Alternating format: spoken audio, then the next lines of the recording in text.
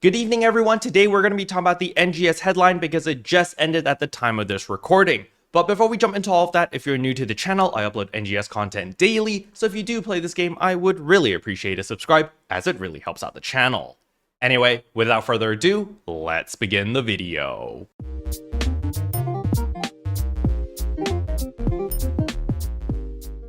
So the very first thing I want to go over is today is PSO2 day, so that's like literally right now. So if you do want to farm the limited time quest, for example, I do recommend that you do that, as we do have the extra rare drop rate. So if you look over here and we check the limited time quest, and we go to unidentified region, you're gonna see right here that we actually have, wow, I have 250% RDR boost going on just right off the bat. And then we of course have the EXP boost as well as the fixa drop rate plus 50% because I am premium. However, even if you are not premium and you're a fully free-to-play player, you're still looking at a 200% RDR boost, which is actually pretty awesome. But with that out of the way, the next thing that I want to talk about is, of course, the NGS headline itself, because there is quite a lot of content coming out next month. However, it is mainly focused on the new weapons and the new armor, and then the rest is kind of like quality of life changes, some salon changes, some creative space changes, as well as like a bajillion AC scratches. So, you know, nothing too crazy, but I'm going to be focusing on the main content, at least the stuff that I am pretty interested in. And the first thing is going to be, of course, the Stia exploration sector. So the main changes is to do with Mediola Outer Area 1. For those who don't know, this is an exploration zone in Stia because they've updated all of the Stia exploration zones.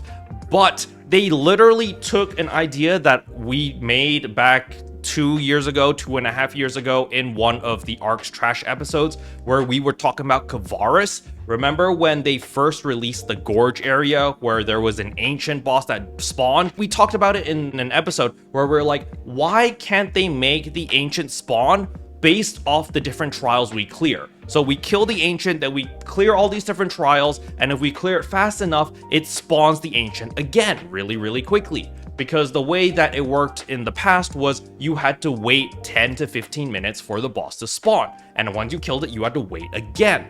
I think Sega literally just ripped that idea from that episode of Ark's Trash and just implemented it over here because that's exactly what they've done. So in the Outer Area 1, now it is an exploration zone, so there's going to be 32 players, or it supports up to 32 players. You're going to go around, you're going to clear all these different trials, you're going to kill everything, and then after you clear those specific trials, it's going to spawn a Gigantic Rune Angel or Vardius, which is pretty awesome in a set location. So once you spawn that, you're going to go over, you're going to kill that boss, and then you go back and clear all the different trials and kill everything, and then it spawns again. So it's literally what we talked about like 2 years ago. So I'm happy that they finally implemented something like this because this is definitely something that I've wanted.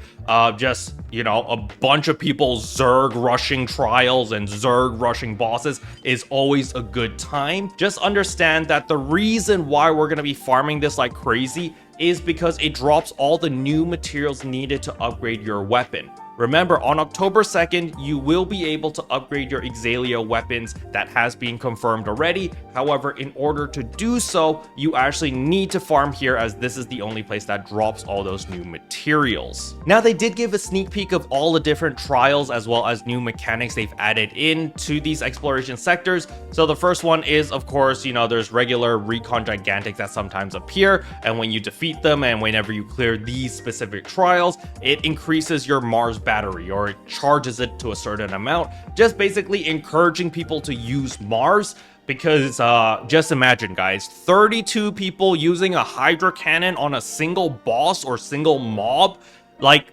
boom, deleted. It's gonna be a good time, trust me. Everyone can have fun with that. So, you know, they're basically encouraging people, hey, you should use your Mars, you should invest into your Mars, use all those Mars bars that you've been farming from the limited time quest and all that stuff. So that's gonna be fun. But other than that, they also have added a actual new mechanic called the Comfort Lily. It's basically this blue little flower thing. So because a lot of this map is lava based, and so there are gonna be times where you have to fight in the lava, or the mobs are in the lava. And if you guys know, if you stand in lava, you get set on fire, you start taking burning damage, your damage gets decreased, and it sucks. Well, that's what these comfort lilies are here for. Basically, you hit the comfort lilies, they explode. These flowers blow up just like in Rezel Forest. However, instead of dealing a ton of damage to the enemies that are caught in the radius, it immediately elemental downs them. So it basically incapacitates them so that you can deal damage to them.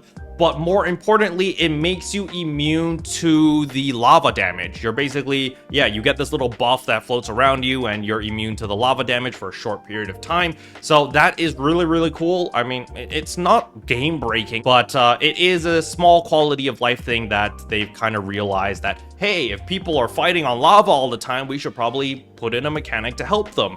So this is pretty nice. And on top of that, it also heals you a little bit. So that is also pretty cool. And moving on to, of course, the upgrades themselves, because I'm sure a lot of you guys are curious about the weapon upgrades themselves. So as we have confirmation here, we actually had it from the last NGS headline, but these are the things that transfer over from your Exalia weapon. So the enhancement level, the enhancement cap, the augments, the potential level, the preset skills, the multi-weapons, and the color variants. Now keep in mind, they put in red asterisks right here. Potentials align with the upgraded weapon. So let's say that your weapon potential for your Exalia weapon, when you evolve it into the new weapon, which is called the Duo Salio weapons, the weapon potential will change. All right, so just understand that the weapon potential will be upgraded into whatever the Duo Salio weapon gives, right? So that's something that you need to understand. The second thing is multi-weapons retain their multi-weaponized appearance. So if you have a multi-weapon of your Exalia weapon and then you upgrade it into the Duo Salio weapons, well, it's still gonna retain the look of your Exalia weapon is what I understand from this. But there is a campaign where you do get the Duo Salio Almaty, so you can just apply that to all of your weapons and this problem becomes non-existent.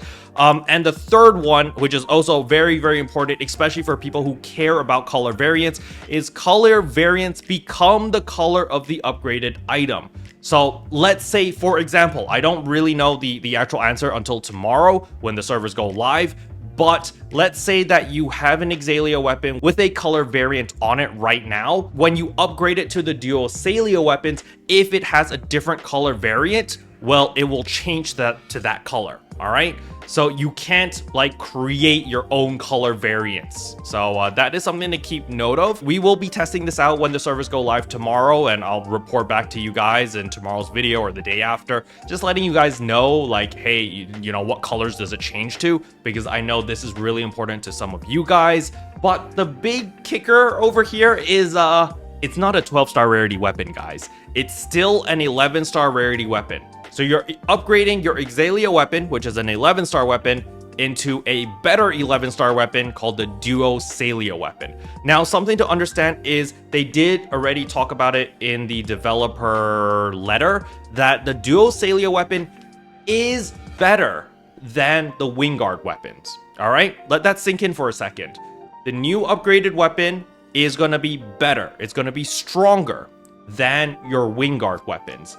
So if you were sitting on the fence and you're like, do I invest in a Wingguard? Do I invest in my Exalia? Blah, blah, blah. Now you know the answer. Exalia weapon is the path because you need it to upgrade it to the Duo Salio weapons, and it's going to be better than your Wingguard. However, this is the thing that I need to warn everyone about. Next month in November, I would not be surprised if in November we get a new 12-star rarity weapon. A new ultra rare 12-star rarity weapon that drops from who knows what. Dark Falls, Unga Bunga Jajamanga, right? It's gonna be the new Dark Falls or whatever, and we gotta defeat him, and he has a chance of dropping a new 12-star rarity weapon. I would not be surprised if that actually happens, all right? So just understand that if you are chasing the min-max all the time, you might want to just stick with your Wingguard weapon, wait for that new weapon to come out and go for that, and then use your Augment Transfer Pass to transfer the augments that way if you want. However, if you're just the average player and you just want to be strong now and you don't care about these stupid weapons with 0.00000000001% drop rates, yeah, just stick with this. This weapon is pretty much a guaranteed, like, solid, good weapon to use. and you don't even need to care about these stupidly rare weapons. All right. Next up is, of course, the level cap increase to level 95, as well as the Techter rework. The Techter rework changes are already out. If we look over here to the server maintenance, I will leave this link in the description below, but you can see already there are all of the Techter adjustments right here, okay? They literally tell you all of the different changes, all the nitty gritty. So if you are interested in all of that, you can read it for yourselves. The TLDR is Techter is good, Techter is powerful, Techter is nice. That's the TLDR, all right? So if you are thinking about playing Techter, it's a great time to play Techter. You can use the wand, or you can use the card flippy flappity thingy, whatever you want. It doesn't really matter. You're gonna be great. All right. Next up are the various improvements. So there's a ton of quality of life improvements. Now, something that I'm super excited about is, of course, the new face options. The anime face is now available. I'm going to be rocking this face. This is one of the preset faces. So they've added a bunch of new presets. So, you know, if you're really bad at face design like myself, you can just click on the preset. It does everything for you. And then you can adjust the things that you actually want to change through the presets. The main thing that I wanted is, of course, this smug smile. I'm really bad at making smiles. I don't know how to adjust the little sliders. All right. So I'm just going to use this preset to get the smug smile, and then adjust the eyes and readjust everything, change the hairstyle so that it looks like my character. On top of that, we're also getting some additional zoom features. So when you're in the salon, you can now zoom in closer to the character's face. I'm 110% sure everyone is going to be super say-so and only zoom into characters' faces, right? Now, other than that, we also have the special multi-weapon substitute series, which is added in the SG shop. It does cost 1,500 SG. It is pretty expensive. However, it allows you to multi-weapon with any weapon. So that is really nice. So let's say that, you know, next month the super ultra rare weapon drops for you, but you get like, I don't know, you get a rod, and you're like, dang, I don't play force, I don't need the rod. What you can do is you can purchase one of these weapons and purchase the katana variant, multi-weapon that rod with your katana, and boom, now you have a katana of that ultra rare weapon. So, you know, there are some cool workaround multi-weaponing shenanigans that you can do with this. But just understand that it is really expensive star gem wise. So, you know, at least it costs star gems and not AC. So kudos to Sega for that. But 1,500, like, you really need to know what you're doing, or it has to be like a really ultra rare weapon or something in order to justify that cost. Other than that, we also have the new Platinum Arcs ID backdrop, which is pretty cool. I know most people don't really care about titles and all that stuff, but there is a small community that really chases this type of stuff. And getting a new Platinum Arcs ID backdrop is quite the flex. You know, when people look at your lookbook and inspect your Arcs ID and they see that you have that backdrop, it's like, wow, this guy plays a lot. So it's something that I would like to get, but I'm not going to go super crazy about it. Next up is, of course, the creative spaces. This has been something that a lot of people have been asking for, and that is water. We now have water, or build part water space. You can now place cylinders of water or cubes of water. And the way that it works is, I think it's like Minecraft Jello water style. You just plop it in and it stays in a square shape. So let's say that you wanted to make the swimming pool over here, you would plop a little square shape of water here, and then you would just basically Minecraft Lego plop water around in order to make a swimming pool or make a body of water. All right, so that is pretty cool. I know a lot of people had to do a lot of like really mental gymnastics to add water into their creative spaces, like using the swimming pool and then covering it with like rocks and stuff. And you guys did an amazing job with some of your creative spaces, but this makes it so much easier and so much better. Then, of course, the Genesis points. We can now get Genesis points by just walking near a Genesis point tree. You don't actually have to go to the stupid rainbow trees or whatever trees and press E or interact with it. You just run past it and bring, you automatically get the Genesis points and you can peace out. Next up is, of course, the SG Refined Forum October 2024, as well as the Mission Pass Season 37. There's a bunch of cool cosmetic items over here. I do like this one quite a bit. I might spend a little bit of SG on this Refined Forum, but we are also getting an SG support scratch in a couple weeks. So yeah, it's really difficult to make a decision now. It's like, Do you go for cosmetic looks? Do you go for meta? Do you go for power? Sega's making it really hard for people to decide because SG is at a premium right now. But nevertheless, you know, you could just rely on the free pull every single day in order to get a bunch of these goodies over here. I do like this dress quite a bit. Now, something else that they're also bringing back is the AC Scratch Ticket Motion Revival October 2024. So these are a bunch of the old motion items. They're bringing them all back. I wouldn't be surprised if the Samurai Dash came back, maybe. I know a lot of people like the Samurai Dash. Personally, I really like it. But something that is definitely not coming back are, of course, the collaborations. So a lot of people really like the Eminence and Shadow, the dash items, the motion items from that. Those are not coming back, so sorry to disappoint you guys. The next big thing is, of course, the seasonal event. So that is, of course, Halloween 2024. So the big thing here is this doesn't kick in tomorrow. All right, this doesn't kick in on October 2nd. This kicks in on October 9th. So you have to wait an entire week before you can farm up seasonal points. But the interesting thing about this seasonal event is, of course, the seasonal shop. They've actually added in Exalia weapons in the seasonal shop, which is actually insane, because the Exalia weapons that you can buy from the seasonal shop are fully limit broken. All right, so you save yourself 400,000 Meseta just by buying the weapon from the seasonal shop. So for people who are patient and for my players who don't really farm a lot, I would recommend for the first week, so basically tomorrow until October 9th, just farm up all the different materials that you need to make your weapon, and then after October 9th rolls around, pick up your Exalia weapon from the seasonal shop, enhance it all the way to plus 90, then upgrade it and all of that stuff. All right, it's going to be so much cheaper, and it will save you a lot of Meseta. And I'm very surprised that they just straight up added Exalia weapons in here. So there's that. Now, with every seasonal event, there is, of course, a new limited time urgent quest, Haunted Domain 2. Now, if you guys remember from last year, we had Haunted Domain, just the regular one. And the reason why you want to run this all the time is, of course, because of the special scratch tickets, because this is an urgent quest. So when it pops up, you wanted to farm for it in order to get all the special scratch tickets. So that is the main reason why you want to farm this. Now, the way that this one works, even though it has a 2 behind it, it literally works the same way as the original, where you pick up all the different power-ups, make sure that you pick up the correct color to break the colored shield. So for example, if the enemy has a green colored shield, you need to pick up the green colored power-up, use the cannon, break his shield, and then you can kill that enemy. So it's fairly straightforward, nothing too crazy, it's not rocket science.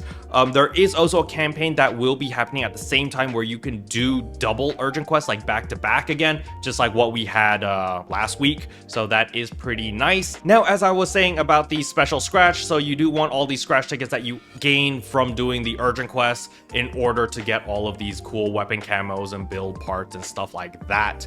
I personally think that the Blood Almighty is quite a cool looking weapon. Now, this wouldn't be an NGS headline video without the 10 bajillion scratches, and the highlight of all of these scratches is, of course, the Cheerful Sports Carnival. This scratch is gonna make Sega billions of dollars. Okay, not billions, but it's gonna make them a lot of money, all right? Because you've got bloomers, you know, you can't go wrong with bloomers, that you're always gonna win with that. You've got cheerleader outfits, you've got cheerleader emotes, and you've also got the frickin' Tokyo Revengers outfit. For those who don't know, it's literally the Tokyo Revengers outfit without the collaboration.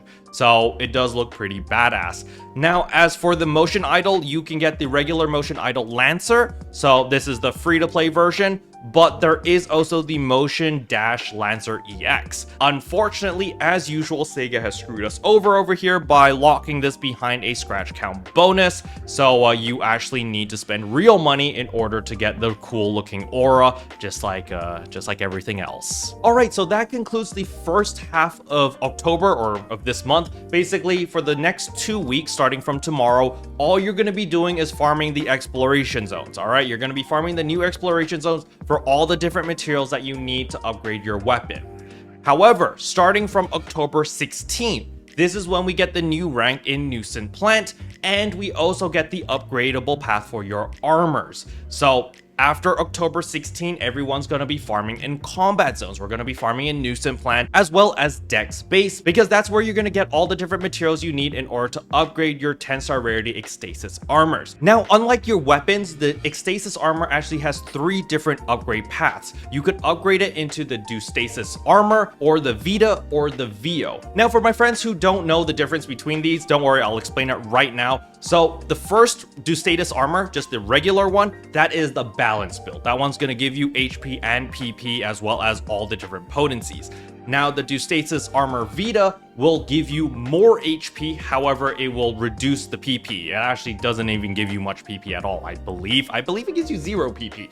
And then if you go with the VO armor, it doesn't give you HP, but it gives you a crap ton of PP.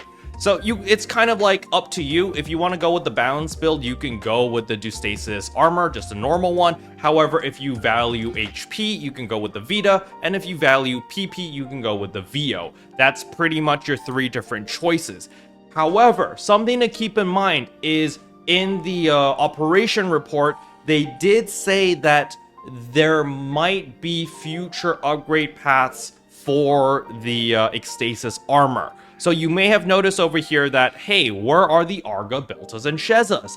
And so there may be an upgrade path for our Ecstasis armors in the future that, you know, we can use as well. So if you're not happy with any of the Dustasis armors over here, you don't have to upgrade them immediately. Personally, if you don't like any of these choices that you see right now, I would just wait. Because the thing about armors is armors usually last you a lot longer than weapons.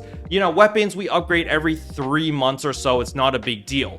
However, when it comes to armors, you only upgrade an armor about every 6 to 8 to 12 months. You know, it's somewhere in that ballpark figure. So I wouldn't go ham on the armors immediately until I've seen all of my choices. A lot of people got royally screwed over by this before, back in the Kavaris days, when I think it was the Rocks weapons that came out. Everyone went wild on the Rocks weapons, only to find out that we had like a better weapon later down the line, or it literally came out like a week later. So, you know, you don't need to go super crazy with the armors right now. If you guys want, you can just play it safe, just farm up all the different materials, accumulate all the different resources that you need, but you don't need to pull the trigger on the armor upgrade immediately. Now, as I said earlier, you're going to be farming in combat zones in order to get all these materials to upgrade your armor. Now, they have made combat zones so much better in Stia. The reason I say this is because, as we can see right here, the PSE level will be capped at level 4 without dropping to level 3. This is really, really big news. Basically, you know, when we're farming and you split up and you kill random stuff and you get it to 4 bars and you're like, yes, everyone, go to the trial to get the PSE burst. And then some idiot kills, you know, a random mob, or your NPC kills a random mob, and then it drops the bar back down to 3 and you're just tearing your hair out and you're going like, what the heck? That's not going to happen anymore. So this applies both to Dex Base as well as Nuisance Plant. However, they only say it applies to the new rank. So I don't know if this works retroactively. I know Dex Base, you know, everyone wants to farm Dex Base rank 1 as that is the money maker. We're gonna need to test that. Personally, I don't think it will carry over. I don't think it's retroactive that way, because they kind of want to encourage people to farm into higher rank versions. We'll test it, but I don't think, you know, I'm not holding my breath on that. But nevertheless, this is a great change because, well, now it just, once you're at 4 bars, you clear a trial, you're guaranteed to get that PSE burst. So that's really, really nice. Now, other than that, we also have Crimson Realm. Crimson Realm is coming back for 2 weeks. So this doesn't kick in until October 23rd. So near the end of the month, unfortunately. And it doesn't go away until November 6th. So that is pretty cool, and Crimson Realm is always really nice. I quite like Crimson Realm, so I'm definitely looking forward towards this. Now, as for actual campaigns that are kicking in tomorrow, we do have the Use the Salon to Your Heart's Content campaign. So unlimited salon passes, you can just edit whatever you want. It's very, very nice. So that kicks in tomorrow. So if you want to try out the new faces, you want to edit your look, whatever, it's an excellent time to do it because, well, you can use the salon as much as you want without using any passes. Keep in mind, the color change passes, you still need those if you're changing the color of your clothes and stuff like that. It's not totally free. And then starting from next week, we do have the reward box where you can actually get the hat that I use. A lot of people really like this hat over here that I use. So if we go over here to my casual with hoodie over here and we zoom in, you can see right here that I do have this white cap over here with this little cat symbol on it.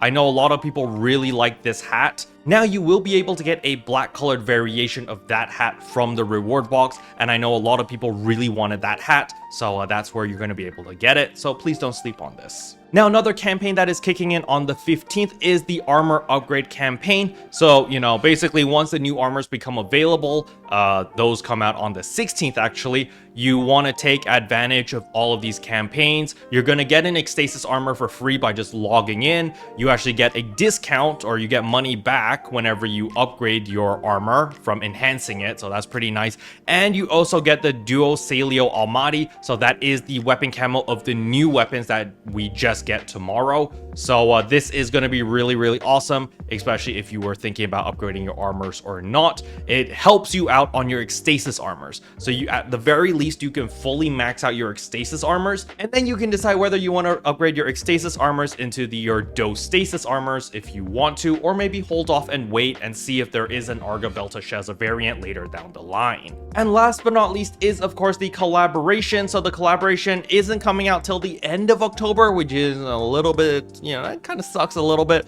but it is of course Frames Arms as well as Frames Arms Girl. So for all my cast lovers out there and cast players, congratulations, you guys finally have something to use. Nothing too crazy here. We've had a Frames Arms Girl collaboration before, but this time they are targeting different characters. So there is the Darkness Queen version, which does look pretty nice, and you know, just cast parts in general. So I'm pretty happy for you guys.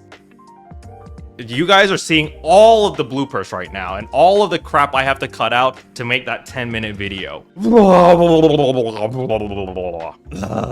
And then you can decide whether you want to upgrade your Ecstasis armors into the